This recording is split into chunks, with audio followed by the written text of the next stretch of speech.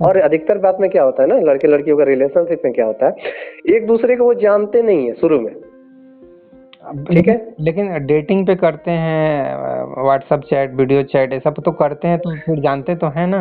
हाँ, मतलब इतना नहीं जानते हैं कि उनका मतलब, अधिकतर लड़कियां, जैसे भारत का जो माहौल है, भारत का जो माहौल है उसमें पुरुष को कमाना है साफ तौर पे, ठीक है, और स्त्री को घर बनाना है या घर संभालना, एकदम क्लियर है। तो पुरुष के पास साफ तौर पे वो घर चलाने के लिए इनकम होना चाहिए, ठीक है। ये एक आजकल का बहुत बड़ा ये है कि जिसके चलते रिश्ते टूट रहे हैं, ठीक है। तो अगर किसी में इस चीज के चलते टूट रहा है तो उसको वो चीज सुधारना ही पड़ेगा। खासकर लोअर मिडिल क्लास या मिडिल क्लास के भले ही रिश्ते टूट रहे होंगे, हायर क्लास के जो रिलेशनशिप टूट रहे हैं वो अलग ही चक्कर में टूट रहा है। वो हाँ बिल्कुल, हायर क्लास के अलग चक्कर में टूट रहे हैं। वो जैसे कि रफ भाषा में बोलते हैं पटाओ सटाओ हटाओ वाला ना, वहाँ पे वो चक्कर चल रहा है। हाँ, मन भर गया, वो तो खुद आता है प्रशांत खुल के बोलते, तो तुमसे मन भर गया इसलिए वो चेंज कर दिया। ये तो होना ही था, ये तो होता ही है। ऐसे ही तो मतलब उनके हिसाब से जो भी आदमी है सब इसी तरह से जिंदगी जी रहा है, वो जनरलाइज कर देते हैं, ऐसा स्टेटमेंट दे जाते हैं जैसे कि हर एक लड़का लड़की बस इसीलिए ये सब करता ही है, जो कि कितना गलत स्टेटमेंट देते हैं हम। नहीं, हर कोई नहीं है। आप देखिए, सिंपल सा बात है, ये जो संसार है एक्चुअली में, संसार में अब जब निकल रहे हैं और आपको अपनी अपेक्षाओं के अनुसार कोई व्यक्ति चाहिए, तो ये चीज है कि जब आपको पता है कि ये अगर दुनिया मान लीजिए ऐसे ही चल रहा है जैसे आचार पसंद कर रहे हैं कि पटाओ सटाओ हटाओ वहीं चल रहा है, तो आप जब उनसे इन्वॉल्व हो रहे हो तो आप उस रिलेशनशिप में मत आओ जिसके चलते जो प्रयोग करने के बाद आपको छोड़ दिया जाएगा। हाँ, उसके सामने सब कुछ क्लियर रख दो ना। ये भी मतलब ये भी सच है कि सब कुछ क्लियर रख भी देते हो तो हो सकता है वो तुमको रिजेक्ट कर दे। रिजेक्ट कर देता है तो एक्सेप्ट कर लो। रिजेक्ट कर देना ठीक है, लेकिन प्रयोग हो जाना ठीक नहीं है। हाँ, तो प्रयोग होने से पहले सब कुछ बता दो। हाँ, वो ठीक है। और अगर प्रयोग हो रहे हो तो इसका मतलब उसमें तुम्हारा भी स्वार्थ है। हाँ, यही चीज है। इसमें ये क्यों सोचना कि मेरा वो प्रयोग किया। हाँ, फिर तुम पहले क्लियर रहो, नहीं तो प्रयोग किए जाओ नहीं, तुम्हारा भी स्वार्थ है।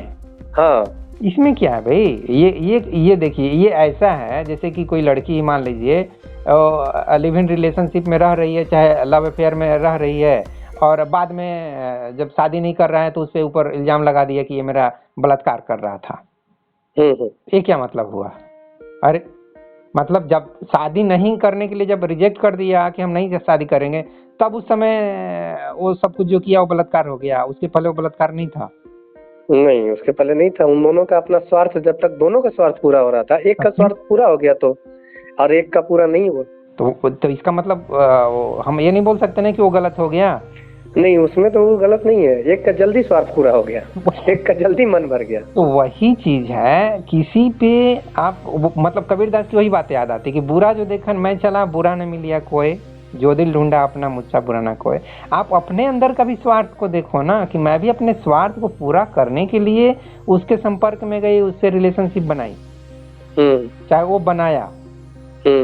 अब आपको मान के चलना है कि ये अगर आप पेरेंट्स के मतलब वहाँ अगर आप रियली चाहती हो कि शादी हो, तो आपको अपने पेरेंट्स को भी इन्वॉल्व करना है, लड़के के भी पेरेंट्स को इन्वॉल्व करना है, और तब जाके वो बहुत ही कम चांस हो जाएगा। जैसे कि हमारा अरेंज मैरिज में होता है, अरेंज मैरिज में जहाँ पे पेरेंट्स इन्वॉल्व हो जाते हैं वहाँ ऐसा इजीली नहीं छोड़म छोड़ी हो जाता है।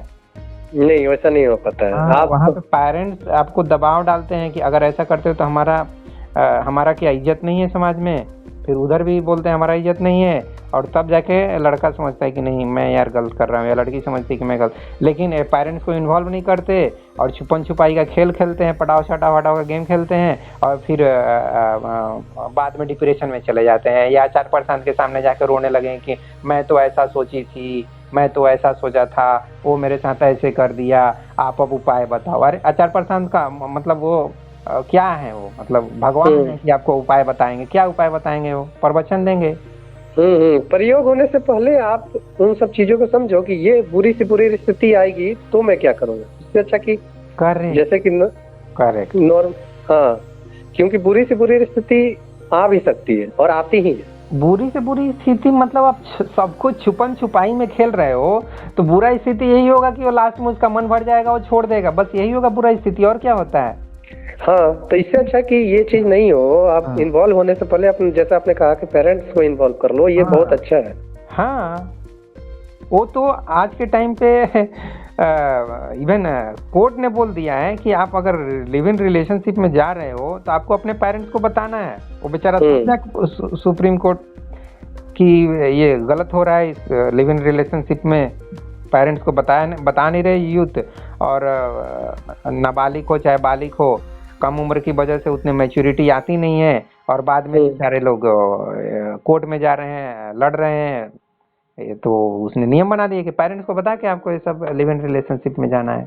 हाँ, तो जब वही समझदारी से जब ये करेंगे, इन्वॉल्व करेंगे गार्जियन को, तो आपके साथ धोखा कम होगा।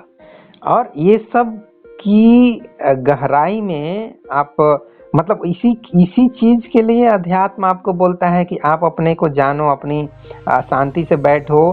शांति से जब ध्यान की अवस्था में बैठोगे तब आपको खुद महसूस होगा कि मैं क्या गलत कर रहा हूँ या मैं क्या गलत कर रही हूँ। आपको खुद आपकी आत्मा बोलेगी कि तुम उसको यूज कर रहे हो या सचमुच में लव करते हो। वो और खुद आपका मनोभाव और आत्मा का भाव अंदर से पैदा होगा, और आप खुद कुछ गलत करने से, किसी के साथ गलत करने से आप नहीं यार नहीं गलत करते हैं, ऐसा आपके अंदर खुद फीलिंग आना शुरू हो जाएगा।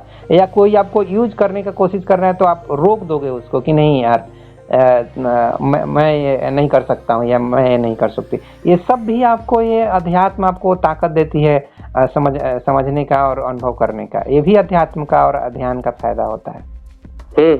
ये तो फायदा होता है, लेकिन आजकल का फेमिनिज्म जो एक शब्द हो गया है ना, ये भी लड़कियों को बहुत दूर कर रहा है अध्यात्म से।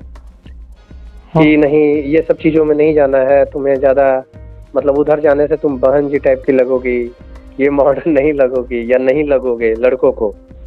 हाँ, नहीं, ये बात ठीक है। आप शायद ब्रह्म कुमारी तरफ इशारा कर रहे हैं।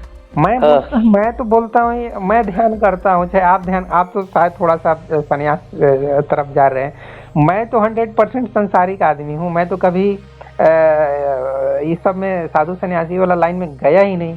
मेरा तो 0% कनेक्शन है। मैं तो प्योरली अपना फैमिली के साथ, अपना हर एक फैमिली का जिम्मेदारी, अपना पेरेंट्स चाहे सिस्टर का मैरिज चाहे अपना, सब कुछ जिम्मेदारी मैंने लिया।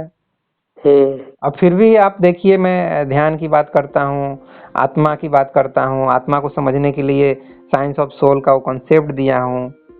तो ये ऐसा नहीं है कि ये सब चीज समझने का मतलब आप साधु सन्यासी बन जाओगे और फकीरा बन के और झोला लेके निकल पड़ोगे, ऐसा कुछ भी नहीं है।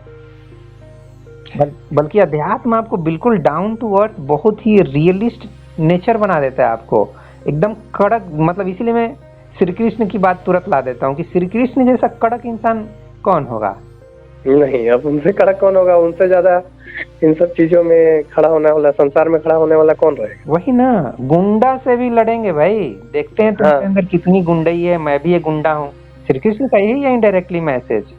तुम गुंडा हो तो हम भी गुंडा है, देखते हैं कौन कितना बड़ा गुंडा है। तो ये जब ये अभी के जो लोग जैसे लोगों से पंगा लेने का मतलब यही है ना कि तुम अपने को बहुत बड़ा तीसमा खार समझते हो और बोलते हो कि मैं कुछ भी नहीं दूंगा, सुई की नोक भी बराबर जमीन नहीं रहेगी। इसका मतलब तुम गुंडई पे उतर रहे हो। ठीक है, हम भी गुंडई पे उतरते हैं, अपने दोस्त के लिए, अर्जुन के लिए उतरते हैं, और देखेंगे तुम कितने बड़े गुंडे हो, कितना दिमाग लगाते हो। तो एकदम बिल्कुल श्री कृष्ण के जैसा आपको होना है। ये बहुत सही है कि अध्यात्म में जब जाते हैं आप, तो आप मतलब कूल बनते हैं, ना कि मतलब कि बेवकूफ बनते हैं। हाँ, यस, कूल बनते हैं, और कूल के साथ आपके अंदर फायर भी होता है। कूलिंग, अब फायर कूलिंग एकदम दोनों एक साथ होता है। क्योंकि अभी के जो यूथ है ना, तो वो इस चीज से भी डरते हैं कि हम इधर कहाँ जाएं ध्यान वगैरह करने के लिए। ये सब ध्यान करने से पता नहीं, मतलब लोग सोचेगा कि क्या कर रहा है, पुराने समय में चला जा रहा है। ये बच्चों की एक अच्छी मतलब कि जो साथी हैं, यूथ साथी, उनकी एक समस्या भी है ये भी। हाँ हाँ, तो ये हम लोग का अगर कोई बात ठीक से सुने और समझे तो उसको ठीक से समझ में आ जाए कि अध्यात्म और ध्यान का क्या पर्पस है, क्या रोल है। हाँ, यह ध्यान से उसकी गहराई बढ़ेगी, वो जो कर रहा है वो और बेहतर करेगा। हाँ, और संसार में भी बहुत अच्छे से लाइफ जिएगा, संसारिक लाइफ भी बहुत अच्छे से जिएगा, और ना तो किसी के साथ कहने का मतलब उसका नेचर एक दोस्ती वाला होगा, और किसी के साथ वैसा व्यवहार नहीं करेगा जैसा व्यवहार उसको अपने साथ पसंद नहीं हो, जो कि धर्म का बेसिक यही तो है ही। एक लाइफ में धर्म और अध्यात्म, धर्म का खासकर, धर्म तो यही चाहता है ना कि आप किसी के साथ वैसा व्यवहार मत करो जैसा आपको अपने साथ व्यवहार पसंद नहीं है, और बाकी धर्म कुछ है नहीं। आर्ट ऑफ लिविंग जो धर्म सिखाता है बस उतना ही, एक ही लाइन में खत्म हो जाता है।